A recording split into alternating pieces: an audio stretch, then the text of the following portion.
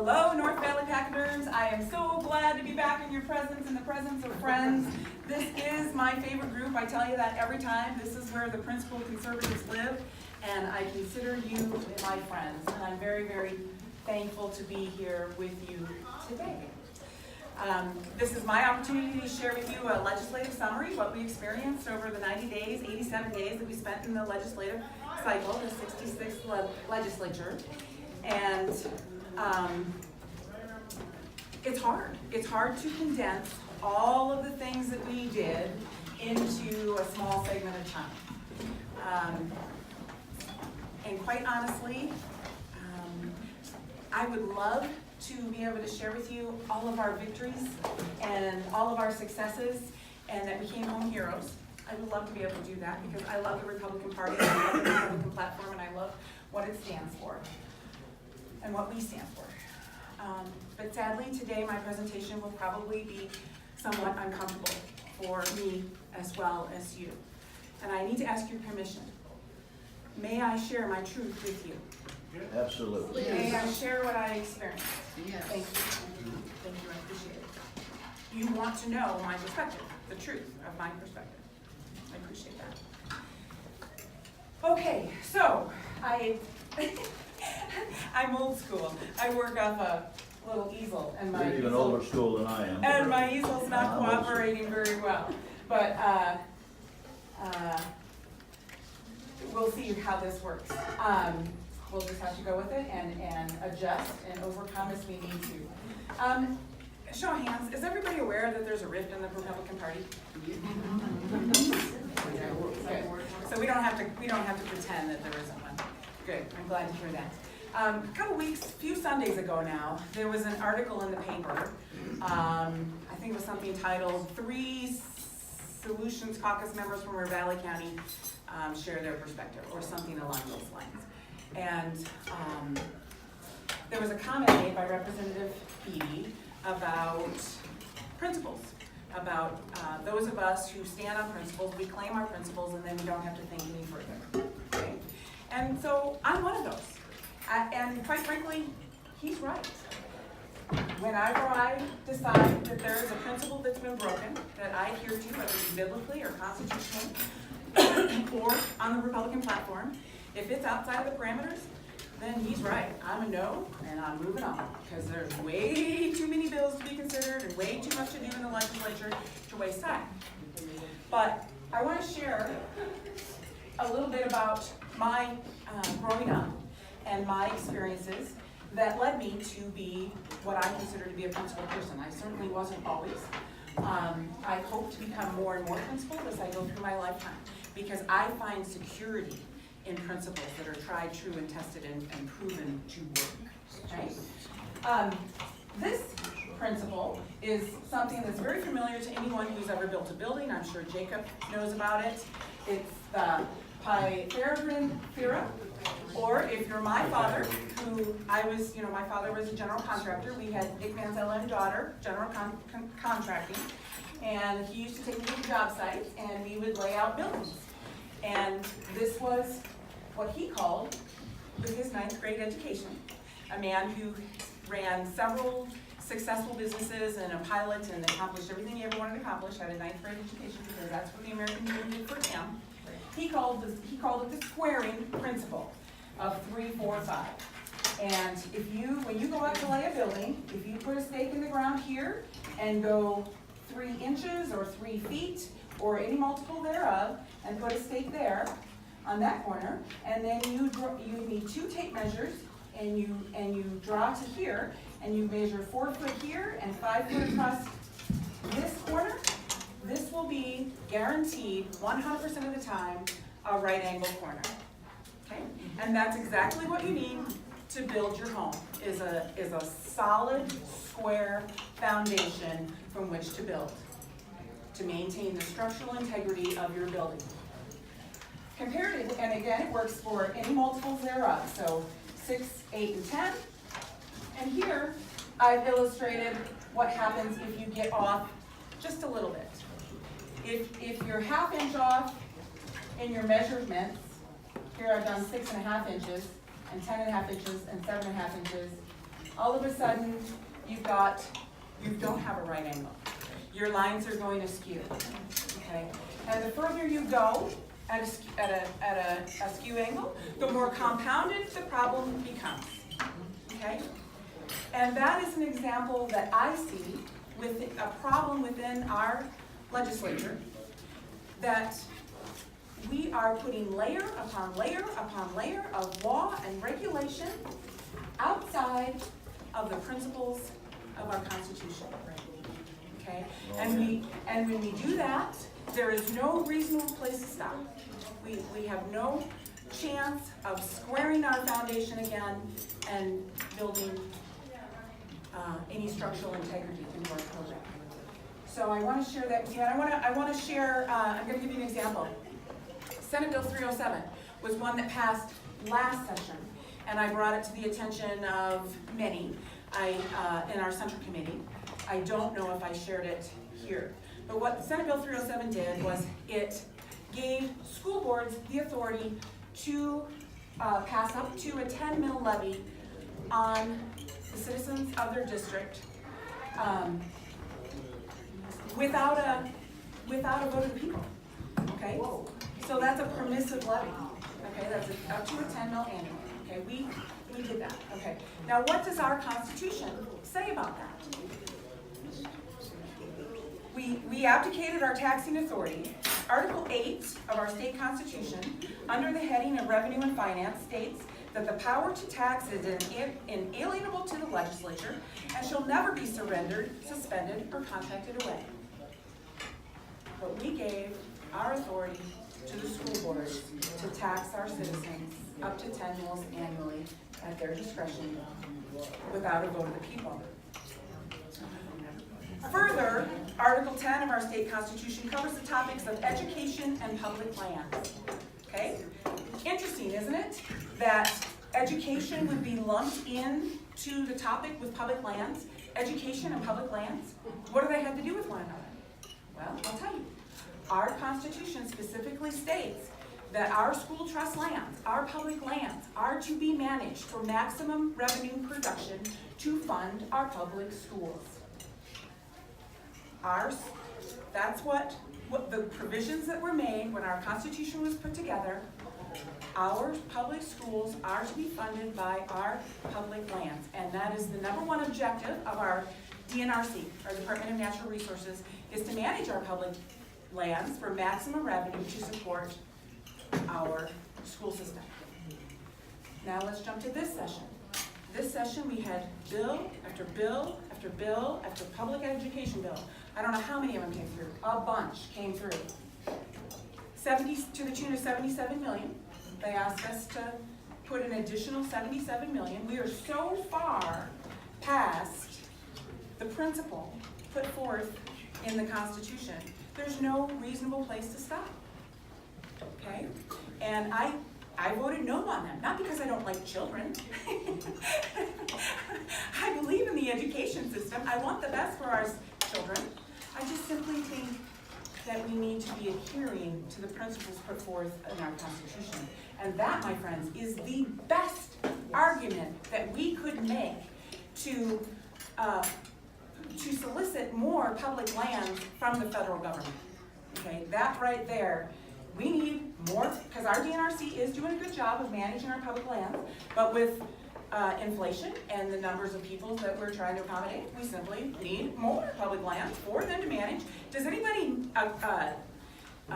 not know that our state does a whole bunch better job of managing our public lands than the feds? Can we agree on that? Yes, absolutely. Okay, all right. Alan? Well, what you're saying, at least the way I'm reading it, is that we really don't have a constitution. If the legislation can do this, then why do we have a constitution? Well, that's the next thing to get rid of. Well, yeah.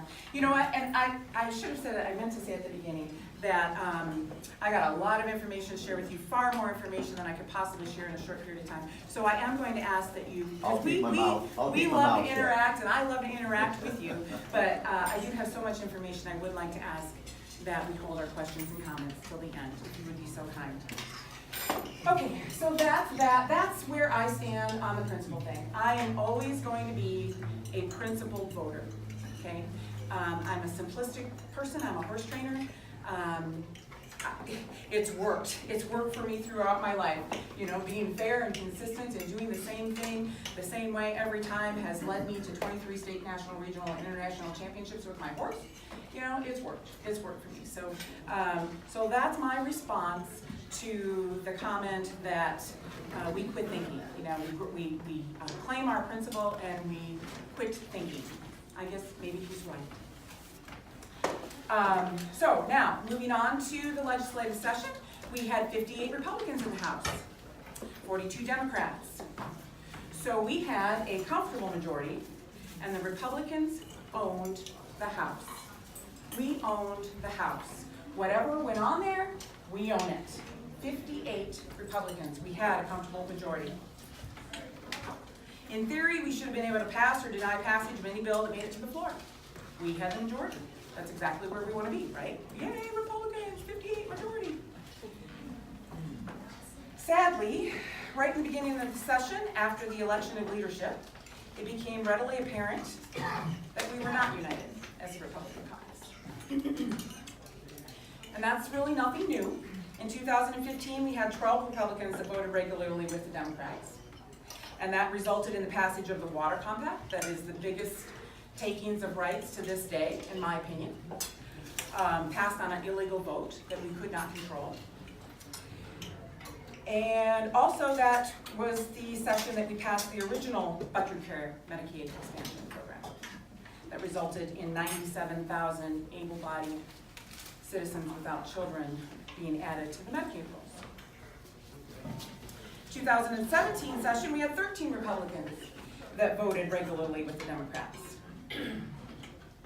But this session, that number started at approximately 16 and rose over time to 20. Bear with me a minute here. I'm going to find my pages and see if I can. Yep. I'm going the wrong way.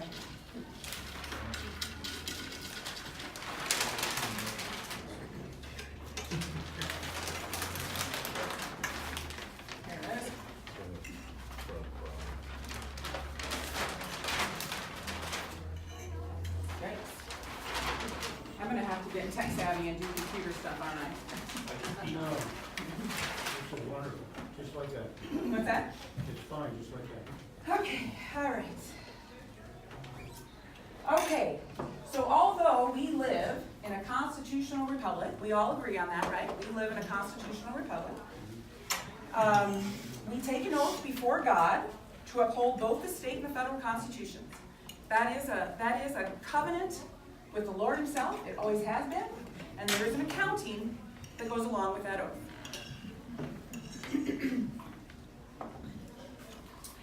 Our central committees ask us to sign on and pledge our support to the platform, and our citizens elect us, taking us at our word and expecting us to honor our commitment to the oath. And although we do that, and although we are a constitutional republic, we still operate on a Democrat principle of majority rule, and every vote in the legislature takes 51 to win. We all know that, right? There's 100 people in the House, every vote takes 51 to win. In the Senate, it's 26. And of course, all the bills require the government, one governor to sign the bills into law, and our very liberal governor vetoed the majority of this session's work, and we'll talk about that in a bit. Okay? But when you take 58 of our Republicans and you take 20 of them and add it to the 42 Democrats, and they consistently vote with the Democrats, you can see that we're not going to win any votes. We're simply not going to win any votes. So in my opinion, that is the biggest issue that we Republicans need to face and need to talk about within our own ranks and within our own home. What does it mean to be a Republican? How serious are we about our platform and adherence to our platform? I'm very serious about it. When I was recruited to run by that man over there, I'm blaming him, you know, I felt so very, very unworthy of the job and the task. But he guided me to the Constitution. You need to know the Constitution, and you need to know what the Republican platform states. And our Republican platform is generated every 2 years by our grassroots Republicans in our state, okay? And that is the way it should be. That is absolutely the way it should be. We get to self-define what Republicans are. And our people have told us, and we have a great platform. It's a great platform. How many people have read the platform? Awesome. I have a few copies if anybody would like one.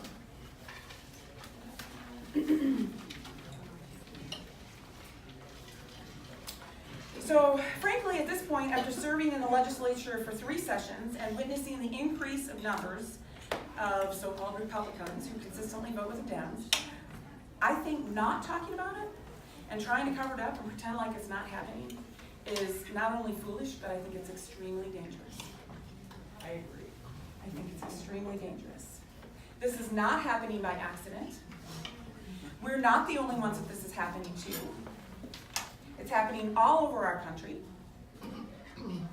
There have been several books written on the subject of neoconservatism, and there is plenty of evidence to support the claim that there is an organized agenda of the Democratic Party for taking us over from within, incrementally, progressively, and it's my opinion that they are accomplishing their goal. And it is up to us to fix it. If there is nothing else that we can fix on the federal government level or the state level government, surely we can fix the problem within our own party. Surely that is our responsibility to own it and fix it and to talk about it.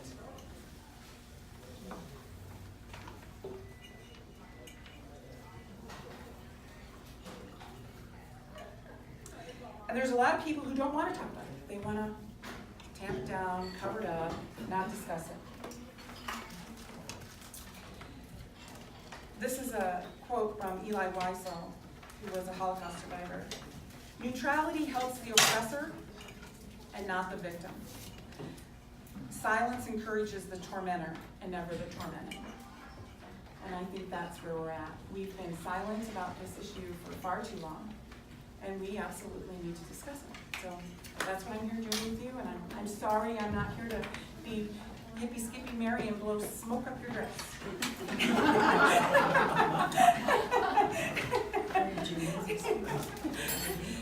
But those who amass legislative power by colluding with the enemy are not leaders. They are not leaders. They are thieves. They are thieves, much like those who steal valor from our military. The Republican Party had the opportunity to come home heroes, honoring the vote of our citizens on Medicaid expansion. Our citizens said no. But instead, I come home having to share this heartfelt but somewhat shameful truth with all of you.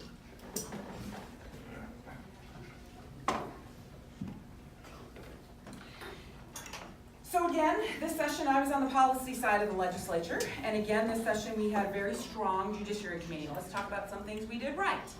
Judiciary Committee, that's where all the most principled ideologues, that would be me, wear it like a badge of honor, go, because that's where all the major social issues, the moral issues, the constitutional issues, and the judicial issues come for hearing and vetting. We're also known as the Kill Committee because we know that it's actually more important to kill bad bills than it is to pass good legislation. We got plenty of laws out there, let me tell you, plenty of laws. It's very important that we kill bad bills, and that is what Judiciary Committee is known for. We are known as the Kill Committee, and the first one that comes to mind is the LGBTQRSVP bill.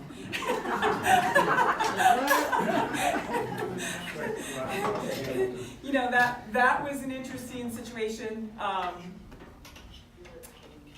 probably don't even need to go into it, it might be too long, but we managed to stave that one off anyway.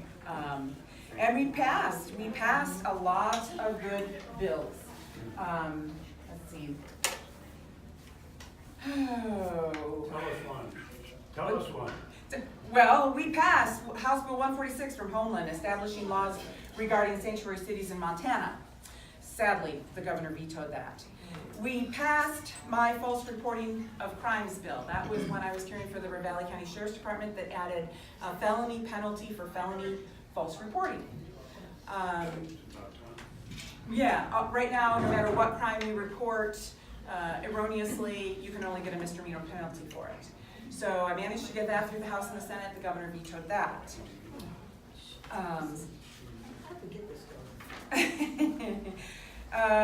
Generally revised firearm laws by Matt Regier that would have pushed back against Missoula, who's creating the patchwork no-go zones with your firearms.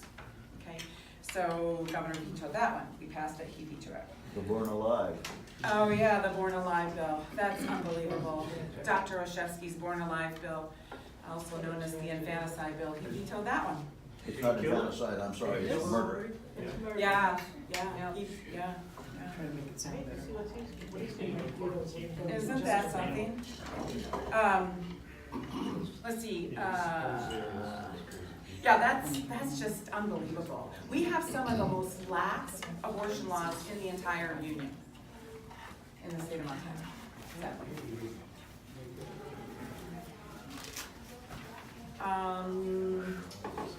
We passed the Adopt a Montana Pain Capable Unborn Child Protection Act, and he vetoed that one. We passed increased penalties for fifth and subsequent DUIs, and he vetoed that one.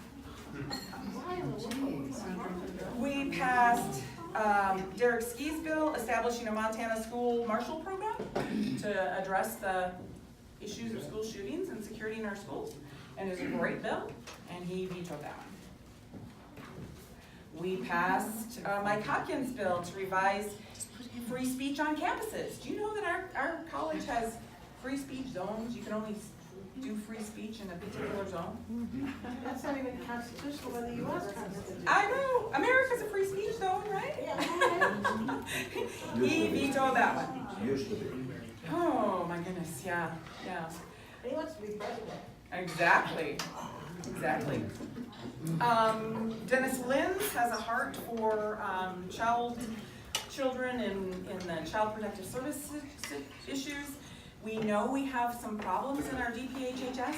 We learned that in 2017 when we learned that 14 children died in the foster care program. And so we brought a lot of bills to try to bring some accountability and some transparency to the DPHHS situation, specifically Child Protective Services and Family Services.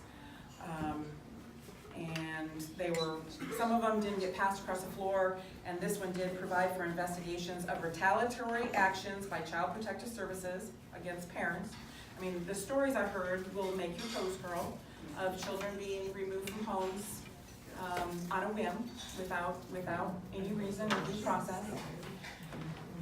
And he vetoed that one. Let's see, Senate Bill 71, Dr. Olszewski. We love Dr. O, right? He's a great guy. He brought a bill that was going to regulate health insurers administration for pharmacy benefits, basically to lower the cost of our drugs, our prescription drugs. It's a great bill. Fantastic bill. Great bill! He vetoed that one. Why? Let's see. Governor Bullock has vetoed House Bill 262 because he believes that it is redundant, as there is already a current mandate to transfer excess funds that are not allocated for specific purposes. That's basically just mumbo jumbo for he didn't like it.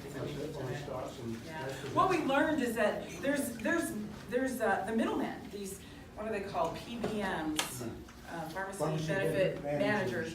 Yeah, the middlemen, they get lots, they rake in the dough. They're the people that rake in the dough between the drug manufacturer and pharmacy and And the pharmacy, yeah, yeah. Yeah, so we were trying to address that, and that was actually brought by our auditor's office. Matt Rosendale's doing a fantastic job, you guys. He's really doing a good job for us, so that's, one we can be proud of, for sure. Let's see, Keith Regier brought a bill requiring a provision of information before the performance of an abortion. All it did was, required a doctor or an abortion provider to offer the mother the opportunity to look at an ultrasound before she had an abortion. And that didn't mandate it, just offer it. He vetoed that one. They don't want them to know, do they? might change their mind. So, we did a lot of good work. We did a lot of good work, and our Judiciary Committee was a shining example of how a small scale of how government and Republicans are supposed to be united and stick together and do what we're tasked to do, to represent you and represent our Constitution and our platform. Tax Committee was another great committee. Boy, Tax Committee killed, the Democrats brought tax bill after tax bill after tax bill. And our leadership, which was great, we had great leadership this session. They structure the committees and they put good people, good solid people on the tax committee, and they were successful in killing a lot of bad tax bills. How are we doing on time? Okay, all right, okay. Got all afternoon.